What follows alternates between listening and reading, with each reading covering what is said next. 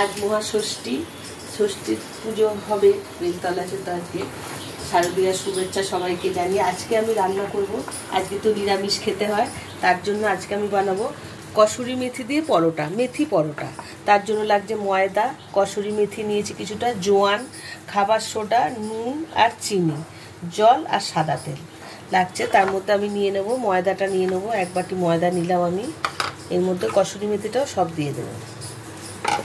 দেবো 1 চামচ জোয়ান, দেব 1/2 চামচ নুন আন্দাজ মতন, খাবার সোডাও 1/2 চামচ, আর চিনি 1 চামচের মতন দিয়ে দেবো 1 চামচ সাদা তেল।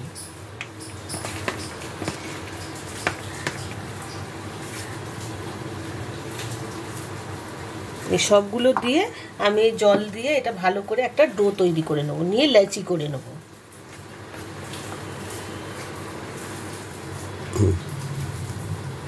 সমস্ত আমি একটু জল দিয়ে নিচ্ছি।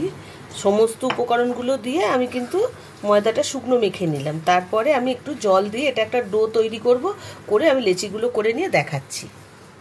দেখুন আমি ডোটা করে নিয়ে লেচিগুলো বানিয়ে নিয়েছি। এখন আমি লেচিগুলো বেলে সেঁকে নেব। আমি এখন কীভাবে বেলছি দেখে নিই। তার জন্য আমার লাগছে বেলনিটা। আমি সামান্য তেল দেব,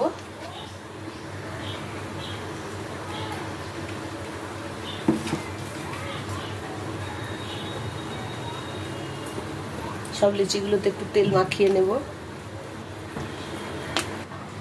আমি এখন পরোটাগুলো বেলে নিচ্ছি।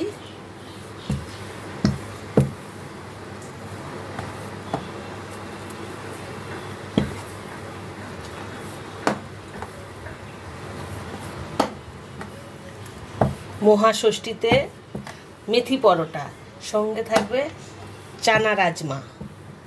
আজকে নিরামিষ খেতে হয় আমাদের বাড়িতে। আমি এখন গ্যাসটা জ্বেলে নেব।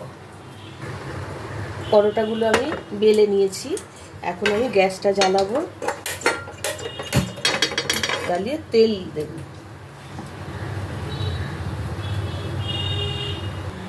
তেলটা গরম হয়ে গেছে, এখন আমি পরোটাটা আস্তে করে ছেড়ে দেব।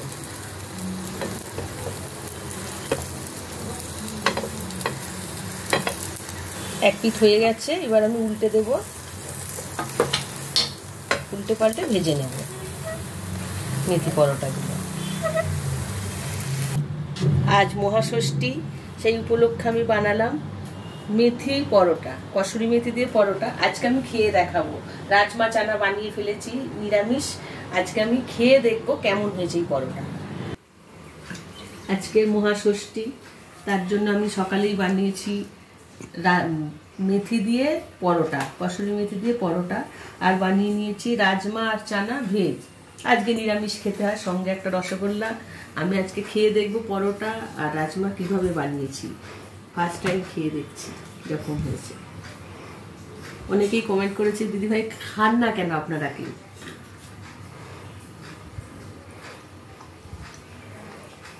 নিজে করেছি বলে না, সত্যি ফাটাফাটি হয়েছে।